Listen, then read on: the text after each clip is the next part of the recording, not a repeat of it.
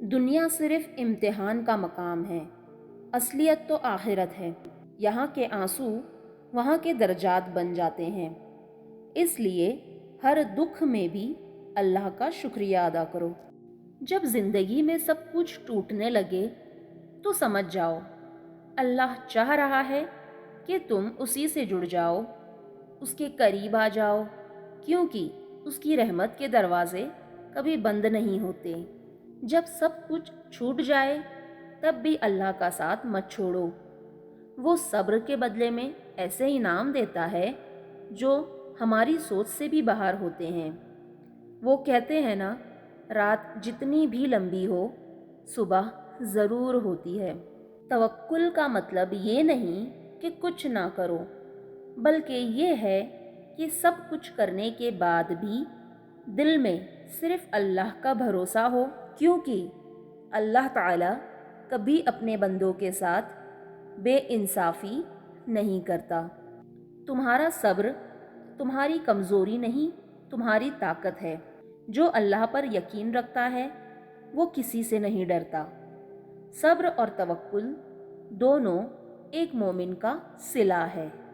صبر کرنا آسان نہیں ہوتا، مگر اس کا پھل لازمی ہوتا ہے۔ اللہ ہر آنسو گن رہا ہوتا ہے، ہر درد سن رہا ہوتا ہے، تو رک جاؤ مگر ٹوٹنا مت۔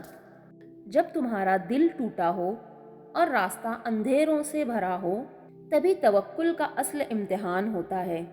وہ وقت بھی آئے گا جب اللہ تمہاری خاموشی میں بھی جواب دے گا۔ صبر سے تمہارا ایمان مضبوط ہوتا ہے اور توکل سے تمہارا راستہ آسان ہوتا ہے۔ دونوں مل کر تمہیں اللہ کے قریب لے جاتے ہیں۔ یہ یاد رکھنا، رات کے بعد فجر ضرور ہوتی ہے۔ تم صرف دعا کرو، اس کے پورے ہونے کا کام اللہ پر چھوڑ دو۔ توکل کا مطلب یہ نہیں کہ تم گھبراؤ، بلکہ یہ ہے کہ تم سکون میں رہو۔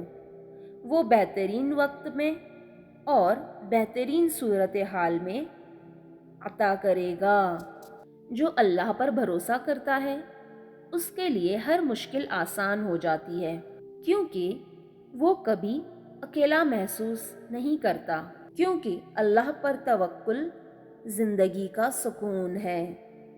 زندگی ایک امتحان ہے اور ہر نماز ایک مدد۔ جس دن آپ رو کر اللہ سے بات کریں گے اس دن آپ جیت جائیں گے۔ لوگ بدلتے ہیں لیکن اللہ کا وعدہ کبھی نہیں بدلتا۔ صبر کر، اللہ کی رحمت ہر انتظار سے بڑی ہوتی ہے۔ جو اللہ سے جڑ گیا وہ کبھی تنہا نہیں رہتا۔ دنیا والوں سے نہیں، اپنے رب سے محبت کر، سکون وہیں ملے گا۔ جب انسان دنیا کے ساتھ چلتا ہے تو کبھی نہ کبھی تھک جاتا ہے، مگر جب اللہ کے ساتھ چلتا ہے تو ہر قدم ہمت ملتی ہے۔ صبر کرنا سیکھ جاتا ہے، کیونکہ اللہ ہر مصیبت کے بعد رحمت رکھتا ہے۔ نماز صرف ایک فرض نہیں، ایک ملاقات ہے رب سے، جہاں ہر شکوہ، ہر گلہ خاموشی سے بیان ہو جاتا ہے۔ دل ہلکا بھی ہو جاتا ہے اور روح بھی روشن ہو جاتی ہے۔